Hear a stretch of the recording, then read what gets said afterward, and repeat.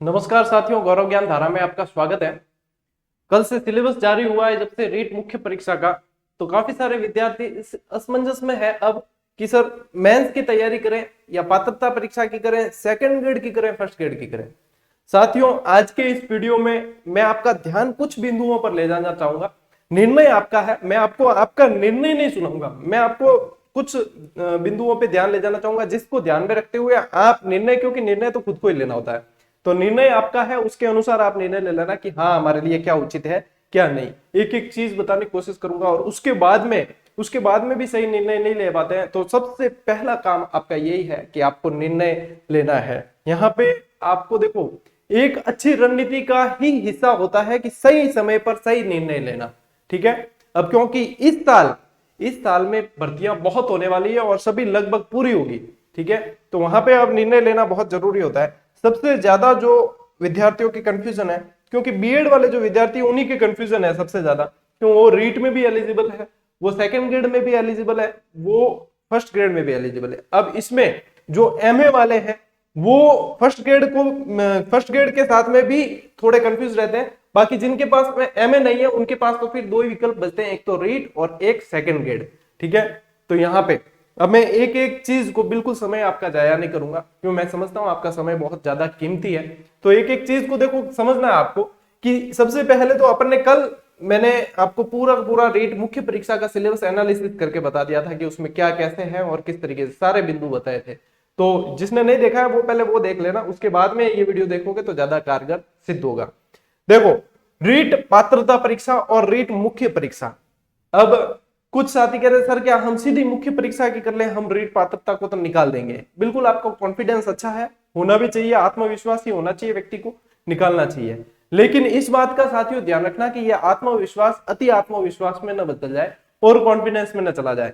ये मतलब श्योर कर लेना, आप चाहे कैसे भी करते हो अपना आकलन करके, चाहे मॉडल पेपर से, चाहे किसी भी तरीके से अपना आकलन करके ये श्योर कर लेना कि आप इस पात्रता परीक्षा में 90 अंक कैसे भी करके ले आएंगे। और 90 अंक का टारगेट लेके मत चलना। मैं भी ये भी कहूंगा आपको कि 90 अंक का ही टारगेट लेकर मत चलना। टारगेट यदि पात्रता भी निकालनी है आपको तो इससे 20 नंबर प्लस का लेके चले, 110 115 का टारगेट लेके चले तब 90 आएंगे, 90 का लेकर चलोगे तो 80 आएंगे। ठीक है, तो यहाँ पे इस चीज को बिल्कुल यदि आप श्योर है कि मैं पात्रता परीक्षा में बिल्कुल अच्छी तरीके से ये कर लूंगा, तो आप सीधी मुख्य परीक्षा की तैयारी कर सकते हैं, जो स्पेशली रीट की ही कर रहे हैं उनके लिए। ठीक है, तो एक चीज यहाँ पे ध्यान रखें। बाकी कई विद्यार्थी जो ये है कि सर क्या बता हमारे तो वो वाली ही वैलिड हो जाएगी, जैसे L1 वालों के लिए कहा कि हमारी उसकी वैलिडिटी बढ़ा देंगे, वो वैलिड हो जाएगी।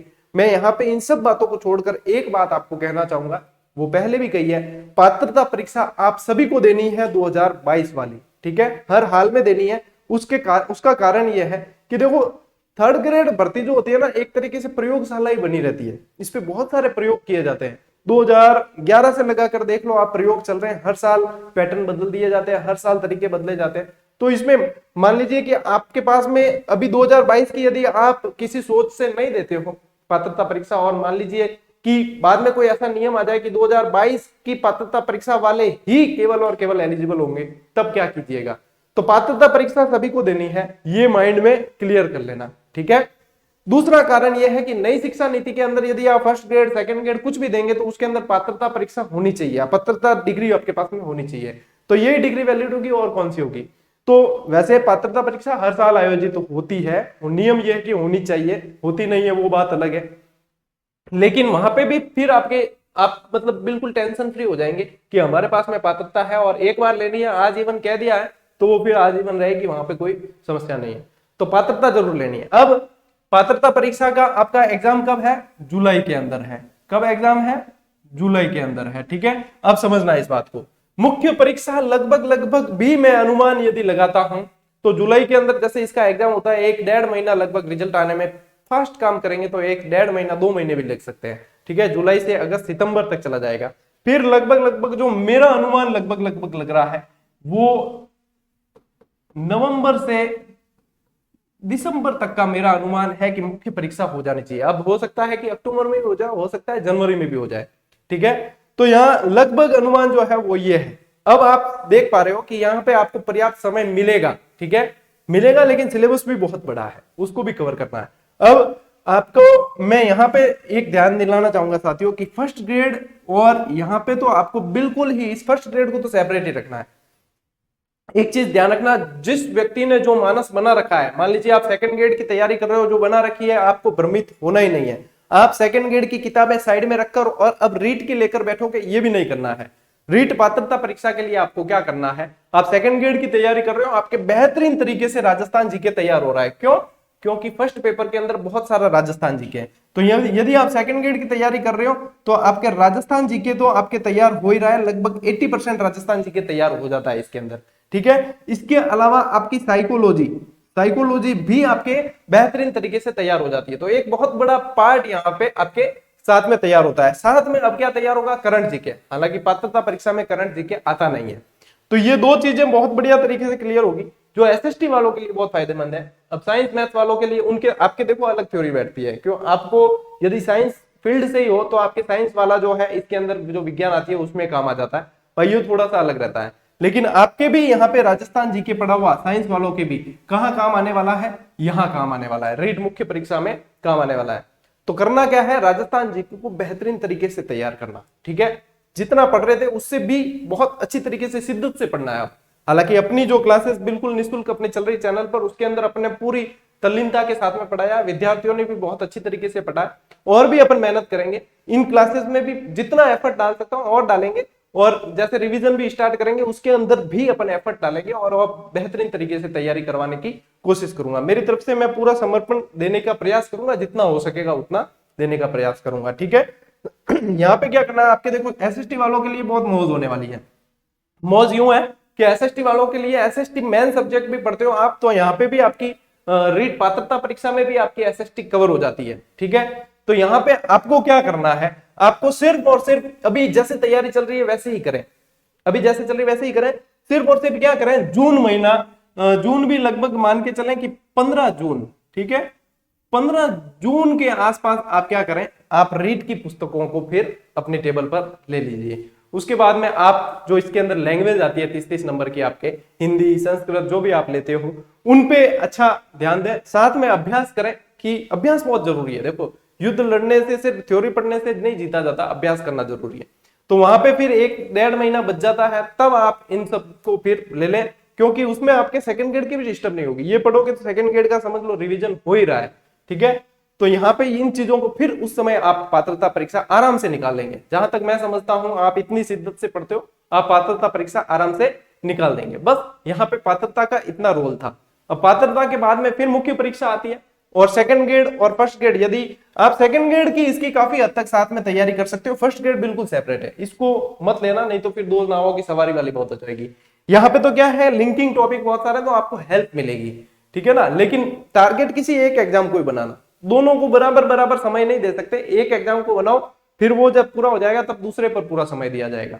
जहां तक संभावना लग रही है, सेकंड ग्रेड रीट मुख्य परीक्षा से पहले ही होनी है, ठीक है। तो जिन्होंने सेकंड ग्रेड का टारगेट बना के रखा हुआ वो विचलित ना हो। जो पहला आधा रास्ता तय कर चुके हो तो वापस नहीं आना है, आधा पूरा ही पार करना है, ठीक है ना। अब यहाँ पे देखो सेकंड ग्रेड और रीट के अंदर आपके बहुत ही फायदा होने वाला है। क्यों? सिलेबस को यदि देखा जाए, बहुत अच्छा सिलेबस मैच करता है इनमें। तो मुख्य परीक्षा के अंदर सबसे बेस्ट क्या रहेगा आपके लिए, राजस्थान जीके। जो राजस्थान जीके यहाँ 80% कवर हो रहा है। राजस्थान जीके हालांकि इसमें फर्स्ट ग्रेड में भी है, लेकिन इतना नहीं है, सिलेक्टिव होता है। जितना ऊपर लेवल का एग्जाम जाता है वहां पे सिलेक्टिव चीजें आ जाती है, ठीक है ना।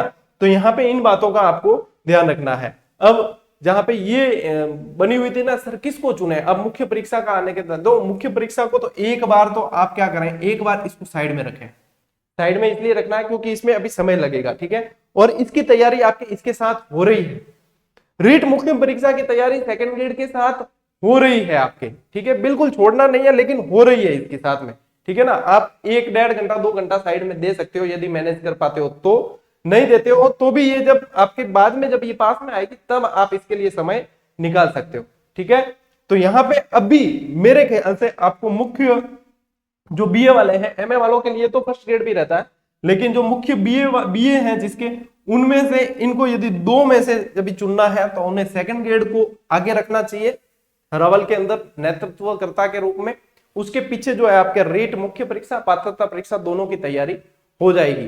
तो यहाँ बिल्कुल एक बार माइंडसेट को क्लियर रखें, एक बार बैठकर आत्म मंथन करें, चिंतन करें कि क्या हाँ वाकई में जो हम कर रहे हैं, जो तैयारी हमारी चल रही है वो इस तरीके से चलनी चाहिए। आप इस चीज को बिल्कुल फिर सोचें, थोड़ा सा आधा घंटा बिल्कुल मेडिटेशन करके उस तरीके से कि हाँ सर ने बताया वो सही है। सेकंड ग्रेड की हम कर रहे हैं, सिलेबस को देखें, सेकंड ग्रेड की कर रहे हैं, काफी सारी चीजें कवर हो रही है, तब फिर समस्या क्या है। तो ये तो मुख्य परीक्षा वैसे ही होगी साथ में, ठीक है। और ऐसे बीच में आपको जरूरत पड़ेगी तो और बताऊंगा मैं। लेकिन यहाँ पे अब जो फर्स्ट ग्रेड की जो कर रहे हैं वो देखो, ना तो सेकंड ग्रेड के अंदर आपको हाथ डालना है, ना आपको रीट के अंदर हाथ डालना है। आप यदि फर्स्ट ग्रेड के लिए बिल्कुल शिद्दत से लग चुके हो तो फिर इसको ही टारगेट बनाओ, ठीक है। इसको टारगेट बनाने का एक फायदा ये है कि आने वाली वैकेंसी ये तो है, इसके बाद में आने वाली वैकेंसी भी फर्स्ट ग्रेड की बड़ी है, ठीक है। तो यहाँ पे आपको इसको टारगेट बनाना है। साथ में किसी के नेट है तो उसके लिए कॉलेज लेक्चरर की वैकेंसी भी आगे बनी हुई है, वो भी आने वाली है, ठीक। तो यहाँ पे आपको फर्स्ट ग्रेड की यदि कोई टारगेट बना लिया, उसको बिल्कुल ही विचलित होने की आवश्यकता नहीं है। आप फर्स्ट ग्रेड को ही पकड़ के रखें और बिल्कुल लक्ष्य चाहे कितना भी बड़ा हो, समर्पण से बड़ा नहीं होता।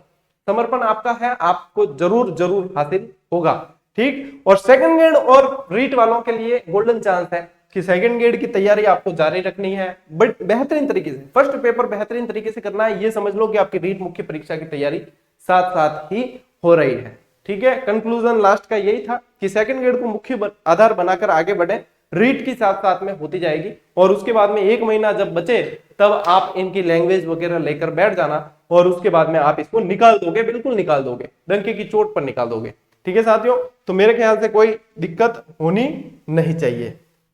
अब मतलब यह है कि पुस्तकें कौन सी पढ़ें ये सब, इसके लिए देखो बुक लिस्ट की एक अलग से वीडियो बनाऊंगा मैं। यदि एक बार जैसे राजस्थान जीके वगैरह पर फोकस करना चाहते हैं तो आप जो स्कूल में किताब चल रही है अपने आरबीएससी एनसीईआरटी की, आरबीएससी की राजस्थान जीके की बहुत बढ़िया है, 9th 10th की तो बहुत अच्छी किताब है, प्रश्न भी बनते हैं उनमें से, उनको एक बार जरूर पढ़ना चाहिए आपको, क्योंकि वो काफी अच्छी रहती है, ठीक है। और ग्रंथ मैं कोई भी सजेस्ट नहीं करूंगा क्योंकि ग्रंथ पढ़ने का समय नहीं है। लेकिन ग्रंथ के अंदर क्या तथ्य थोड़े कम आते हैं, तथ्य कम आने से क्या होता है कि हम बहुत सारा पढ़ तो लेते हैं लेकिन उसमें से निकलता मैटर बहुत कम है, मतलब कंक्लूजन बहुत कम निकलता है। और इसके अलावा भी क्या समस्या रहती है, एक उसके अंदर आपके सिलेबस पे पकड़ नहीं हो पाती है, क्यों, उसके अंदर बहुत मतलब थोड़ा सा बिखरा हुआ सा होता है। तो इसलिए मैं आपको कोई भी ग्रंथ सजेस्ट नहीं करूंगा। हालांकि ये भी आपका निर्णय होता है, मेरा कहा हुआ कोई काम नहीं आने वाला। आपको जो उचित लगता है अपनी क्षमता, और क्यों हर व्यक्ति देखो हर व्यक्ति के अंदर भिन्नताएं होती है, तो व्यक्तिगत विभिन्नता का जो सिद्धांत है वो लागू होता है। अपनी क्षमताओं के अनुसार देखें, ठीक है ना। और बाकी अपने टॉपिक वाइज टेस्ट सीरीज तो चलाई रखी है, आप लोगों को सभी को पता है। तो ऐसा जबरदस्ती नहीं है कि सर ने चलाई है और ये है, आप जो भी जिसने ज्वाइन कर रखे हैं उनसे पूछें कि हाँ वास्तव में यदि ये इतने विश्वास के साथ कह रहे हैं तो क्या इसके अंदर चीज है। क्योंकि कल टेलीग्राम में मैंने आपकी हालत देख ली है, जबकि वो सवाल टेस्ट सीरीज के अंदर से ही डाले हैं, फिर भी 25% लोग सही जवाब दे रहे हैं, 75% लोग गलत जवाब। तो आप अपना मतलब स्तर पता लगा सकते हो कि आपको अभी किस लेवल पे हो और आपको किस लेवल पर आना है। ये कंपटीशन साथियों अब आसान नहीं है, इसके लिए आपको हर तरीके से तैयार रहना है। कारण क्या है, कारण कि शिक्षा की गुणवत्ता बहुत बढ़ चुकी है। मैं पढ़ा रहा हूं चाहे नहीं पढ़ा रहा हूं कोई मतलब नहीं, बहुत सारे स्तरीय शिक्षक विश्वव्यापी विश्व स्तरीय इस चैनल यानी कि इस प्लेटफॉर्म यूट्यूब के ऊपर पढ़ाते हैं। आपको बहुत सारे मतलब ग्लोबलाइजेशन हो चुका है शिक्षा का भी, बहुत सारे योग्य शिक्षक जो है आपको, आप मान लीजिए कई बार नहीं जा सकते थे पढ़ने, लेकिन वहां पे आपको उनसे पढ़ने का अवसर मिलता है। तो यानी कि बहुत सारी चीजें क्लियर होती है और किताबों का स्तर भी बहुत अच्छा हो गया है। सारे फैक्टर देखे जाए तो मेरिट आने वाले समय में हमेशा अप जानी है। तो इसके लिए आपको पहले से तैयार होना है, फिर परिस्थितियों को और इन चीजों को दोष देने से कोई मतलब नहीं है। आजकल पढ़ने का माहौल बहुत बना हुआ है, लाइब्रेरियां बन गई है जगह जगह पर आपको बहुत सारी चीजें मिल जाती है, मतलब सुविधा बहुत सारी मिल जाती है। पढ़ाई का स्तर बहुत बढ़ गया है। टेस्ट सीरीज अव्वल दर्जे की, सिर्फ मैं चला रहा हूं इसकी बात नहीं है, पूरे राजस्थान देखो कोई भी मेहनत करता है पूरे दिल से करता है, ठीक है। तो मतलब अव्वल दर्जे की टेस्ट सीरीज अभ्यास होता है, बार बार अभ्यास होता है। आखिर में प्रश्न बनते कहां से, अभ्यास में जो प्रश्न आए वहीं से घूम फिर के आएंगे कहां से प्रश्न, तो वहीं से आने हैं, कहीं भी कुछ नहीं जाना। तो इसलिए अपने आप को उस हिसाब से तैयार करो ताकि किसी के ऊपर आपको आश्रित रहने की जरूरत नहीं पड़े। और समय रहते ही जाग गए हैं वो बहुत फायदे में है। कुल मिला के डिसीजन अभी ले लेना, आप बार बार विचलित मत होना, क्योंकि बार बार फिर आप वही सोशल मीडिया पर इधर उधर सर्च करोगे, कमेंट बाजी वगैरह, उसमें कोई मतलब नहीं है। ये इन सब चीजों से थोड़े से दूर होकर और किताबों से प्यार करो और बिल्कुल शिद्दत से दिल लगा के पढ़ो, ठीक है ना। कहीं से कोई नेगेटिविटी आ रही है, कहीं क्या आ रही है, इन सबको इग्नोर करो, इग्नोर करने में ही फायदा है। ओम इग्नोराय नमः, और आगे बढ़ो। और गोल्डन चांस है, मान लीजिए अब अप्रैल तो आ गया है, चौथा महीना आ गया, ठीक है, 6-7 महीनों की बात है। 6-7 महीने यूं समझ लो कि तपस्या आपको करनी ही करनी है। 6-7 महीनों के अंदर आपकी तपस्या का फल फिर आपको मिल जाना है। यानी कि ये मान के बैठो कि 6 महीने हमें भट्टी तापनी है, तपस्या करनी है, और उसके बाद में हम बिल्कुल पक कर निकलेंगे और खरे होकर निकलेंगे। साथियों, शुभकामनाएं मेरी साथ में आपके, और हमेशा आपके साथ में जुड़ा रहूंगा। मेरी तरफ से मैं पूरा प्रयास करूंगा, लेकिन पढ़ना आपको है, निर्णय आपको लेना है, मेहनत आपको करनी है, सब कुछ आपको ही करना है। मैं तो सिर्फ मतलब एक आपका मतलब वो बन सकता हूं, क्या बोलते हैं उसको, सहारा, सहारा भी नहीं बोल सकते, एक छोटा सा योगदान मेरा कोई रह सकता है। बाकी मैं 10% योगदान आपकी सफलता में दे सकता हूँ, 90% योगदान तो आपका ही है, क्योंकि पढ़ना आपको है, ठीक है ना। इस बात को समझ लेना, ज्यादा इधर उधर भटकने से मतलब नहीं है, अपना व्यू जो है वो क्लियर रखें और आगे बढ़े। जो भी आपकी और भी शंका होगी उसके भी समाधान की कोशिश करूंगा, समय सेट होने पर वीडियो बनाकर आपको देने का प्रयास करूंगा। मिलते हैं साथियों अगले वीडियो में, तब तक के लिए राम राम, जय हिंद।